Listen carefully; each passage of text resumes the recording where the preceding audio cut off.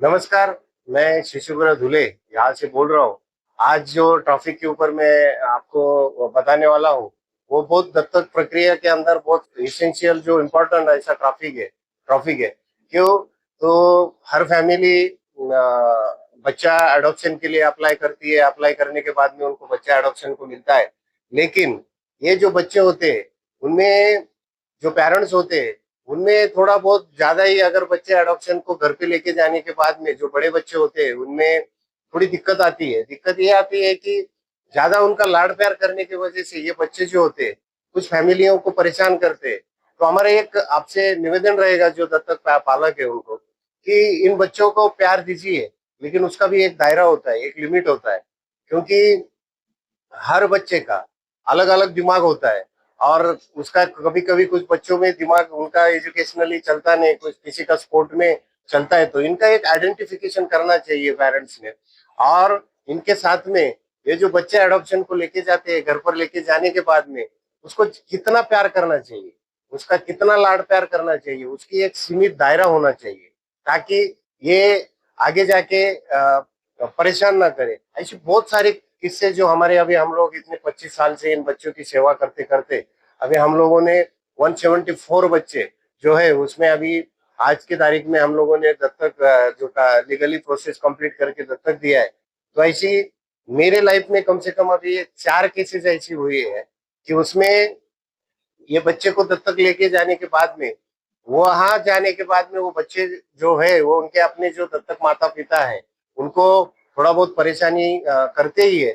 लेकिन कारा गाइडलाइन के हिसाब से सुप्रीम कोर्ट जो मेहरबान सुप्रीम कोर्ट है, वो न्यायालय है, उनके माध्यम से इन बच्चों को आप उनके उम्र के 13-14 साल के अंदर उनको ये बताना चाहिए कि आप हमें, हमारे जो बच्चे हैं ये आप एडॉप्टिव चाइल्ड है।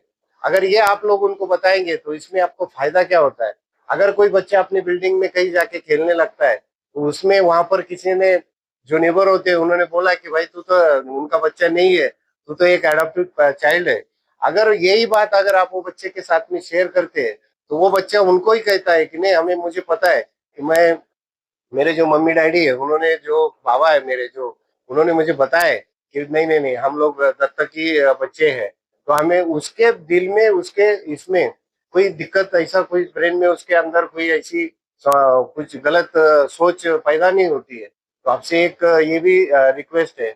और दूसरी बात ऐसी है कि इनके दत्तक बच्चे जो होते हैं, ये हमारा एक्सपीरियंस है, ये हम 25 साल से इनके अंदर ये यही काम के अंदर हम लोग काम कर रहे हैं।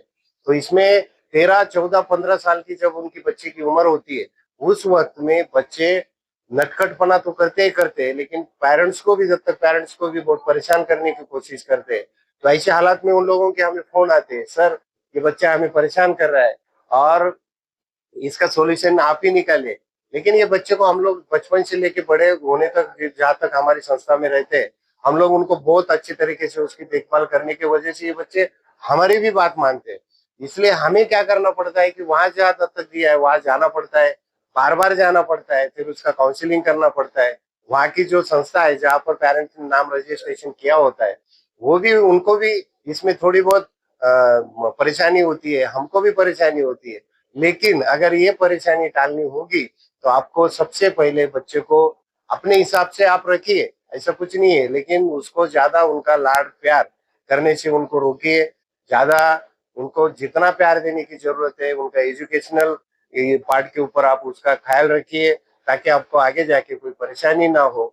ये वीडियो बनाने के पीछे का मेरा माध्यम, मकसद एक ही है कि जो अडॉप्टिव पेरेंट्स है उन्होंने कृपया करके अपने अडॉप्टिव बच्चे के ऊपर किस तरह के संस्कार डालने चाहिए, ये आपके ऊपर भी तय करता है।